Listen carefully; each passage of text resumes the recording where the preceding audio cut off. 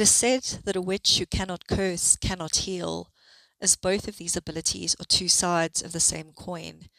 This axiom is one that I have always applied in my own craft, and one which has led me to studying the darker, deadlier, and more hidden aspects of witchcraft that are often forgotten, ignored, feared, and heatedly debated. Today I would like to focus on a type of curse known as the evil eye.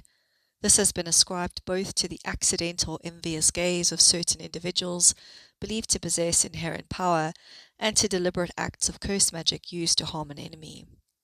The influence of the evil eye is thought to disrupt balance, bringing about illness, misfortune, or a general decline in well-being. In more severe cases, and where the force behind it is strong enough, it is believed to lead to death. Within the West Country, this broader concept of the evil eye takes on a more localized expression in practices described as owl blinking and owl blasting. I first encountered this term in The Black Toad by Gemma Gary, where she discusses the darker aspects of the witch's craft, particularly curse work. In Serpent Songs, edited by Nicolaj de Matos Frisvold, Gemma Gary describes owl blasting and owl blinking as curse magic that descends a fixed focus upon its target with the stealth and silence of the owl. Across the British Isles, owls have long occupied an ambiguous place in folklore.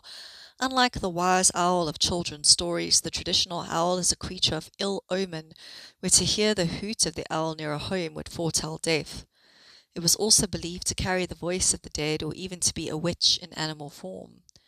The idea that a witch might take the shape of a nocturnal bird, particularly the owl, is not unusual.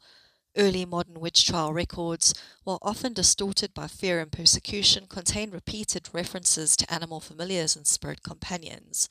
Though cats and toads are more commonly recorded, birds, especially night-flying ones, appear as well.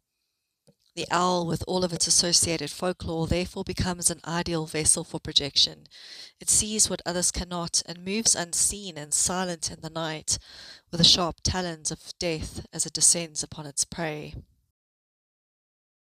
The concept of a harmful gaze is not unique to the West Country, but appears across many cultures, including Mediterranean, Middle Eastern, and European traditions alike. In academic terms, this falls under the study of apotropaic magic and the anthropology of belief, where the belief in witchcraft persisted as a coherent way of explaining harm, illness, and bad luck. Within this framework, the gaze becomes a conduit for malefic power, and various protections and countermeasures are used to turn it aside. These include the familiar evil eye charm, a blue bead shaped like an eye, as well as gestures such as the mano cornuto, formed by extending the index finger and pinky like horns, while the others are folded. In Slavic culture and other parts of Europe, the mano fica, where the thumb is pressed between two fingers in a deliberate crude sign, is also used to ward off the evil eye. In West Country folklore, cattle were frequent targets of ill-wishing or overlooking. Various counter-charms were employed, including the burning of materials associated with the afflicted animal. In some accounts, this act was believed to compel the witch to reveal themselves, thereby breaking the curse. In the Scottish Highlands, there are accounts of people guarding themselves through diversion, passing harm away into natural things and living creatures. At times, this meant sending it back along the very path it came, so that it fell upon the one who cast it. As adapted from a charm recorded by A.D. Mercer in The Wicked Shall Decay, a British charm against the evil eye calls for the usage of a lucky stone or hagstone hung behind the door or repeating an incantation. The original wording of this charm concludes with a line invoking the Christian God. In my own practice, I have adapted this to better align with my personal craft as follows, but the original charm can be found unedited in the description.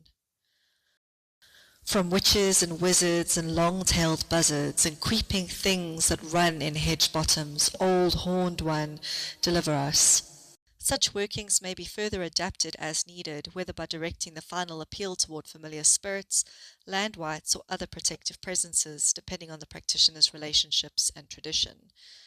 A traditional charm used in the most extreme cases is to take a bullock's heart, stick it with pins and hang it up in the chimney to let it shrivel and dry. As it turns, the evil eye will be returned to its sender and is thought to cause their death. In many traditions, the evil eye was not always intentional and could arise from emotion without deliberate will, acting without conscious direction. At other times, however, the curse could be entirely intentional, an accumulation of hatred, anger, and focused will, sharpened and directed with malintent. In such cases, to cross the witch would be an extremely unwise move. So, how does the witch overlook, blink, or blast with the power of the evil eye? The term itself suggests the method, an intense, fixed gaze paired with projection of will toward the intended target. In modern practice, this is often approached through improvisation. An owl blast may involve staring into a poppet, photograph, or directly at the target, repeating a charged phrase, or by shaping wax figures as focal points. The gaze becomes the anchor while the practitioner concentrates their will and force through it.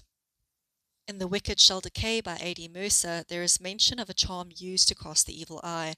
As with much folk magic of the time, it calls upon Christian spirits and saints to enact the curse. I will leave this in the description for those who are interested. I turn instead to another example recorded by Mercer, which I find more in keeping with my approach. I curse thee, I curse thee, I curse thee standing, walking, riding, driving, running, awake and asleep at morning, noon and night, both eating and drinking, going out and coming in. I curse all that is made and done by thee, all that is touched by thee. May the crops and fruit be cankered, thy flocks and herds diseased, thy daughters be ailing and thy sons be maimed. May thou die thrice accursed, and may thy descendants for 7 generations reap the harvest of this my curse. Then shall thy house be the home of the raven and the bat, the snake and the viper. Alongside such incantations, a blasting rod, typically a walking stick or staff of blackthorn, is used to direct the curse, often by simply pointing it toward the target. In contemporary practice, some practitioners may incorporate owl-associated materials such as feathers, wings, or talons in order to symbolically align with the spirit of the owl and enhance the potency of the working. In this context, the owl's talon may be used in a manner analogous to a blasting rod, functioning as a focal implement for directing the will.